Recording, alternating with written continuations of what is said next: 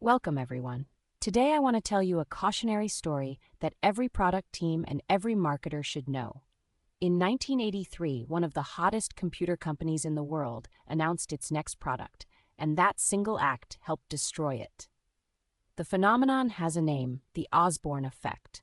Over the next few minutes, I'll show you exactly what happened, why it still matters, and how to avoid it. Because the mistake Osborne made is one we are all one press release away from repeating.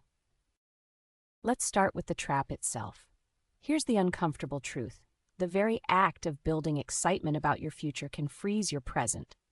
When you tell customers a better product is coming, many of them simply stop buying what you sell today. That is the trap we're about to unpack. And it's more dangerous than it sounds, because the announcement feels like good marketing right up until the orders stop. Look at the mechanics. The Osborne Effect is what happens when customers cancel or defer orders for your current product because you've announced its replacement far too early. It is a form of self-inflicted cannibalization. Your next product kills the one still sitting on shelves.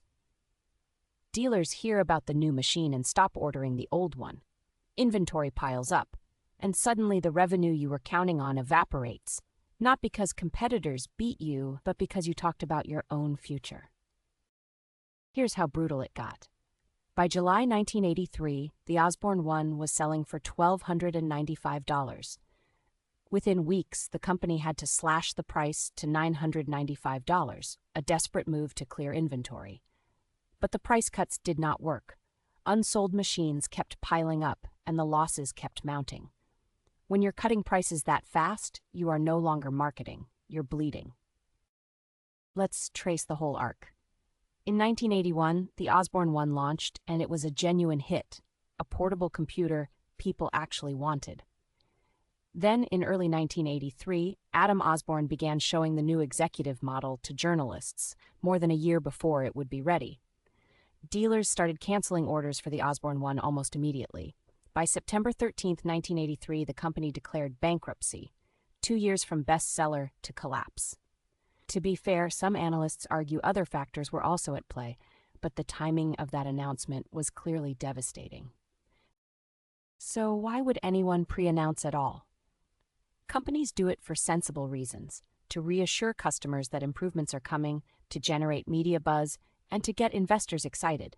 Those are real benefits. The problem is the cost on the other side. Customers stop buying today's product and wait, orders get canceled or deferred, and inventory piles up. The point is not that announcements are evil. It's that timing determines whether the announcement helps you or hollows you out.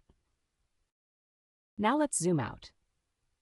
You might think this is ancient history, a 1983 cautionary tale from the floppy disk era, but the pattern is everywhere in modern tech. Every smartphone maker, every laptop brand, every wearables company faces this exact dilemma whenever they plan a launch. Let's look at who gets burned and who has learned to tease safely. Some brands have learned to walk this line. Tesla announced the Cybertruck years before it shipped, yet it kept selling existing models. Why? Because Tesla buyers are willing to wait for groundbreaking innovation, and its current lineup doesn't feel obsolete overnight. Gaming companies announce consoles years ahead, but older systems and games keep demand alive. But in fast obsolescing markets like smartphones, laptops, and wearables, companies have to be far more careful. The rule is simple: only announce early when today's product won't suddenly feel like yesterday's news. So what's the playbook? First, ship before you speak. Have the product ready before you reveal it. Second, seed it quietly with insiders under non-disclosure, not in the press. Third, tease close to launch so the gap between announcement and availability is short. And fourth, keep protecting today's product so customers don't feel like they're buying an obsolete machine. Notice what all four have in common. They shrink the waiting gap that causes the damage. Here's the takeaway I want you to carry out of this room. Never let tomorrow's promise kill today's sales. Every time you prepare to announce a new product, ask one question.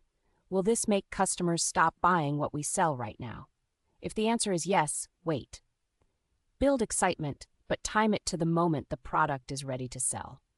Osborne is remembered not for the computer he built, but for the announcement that unmade it. Don't let your next product do the same to you. Thank you.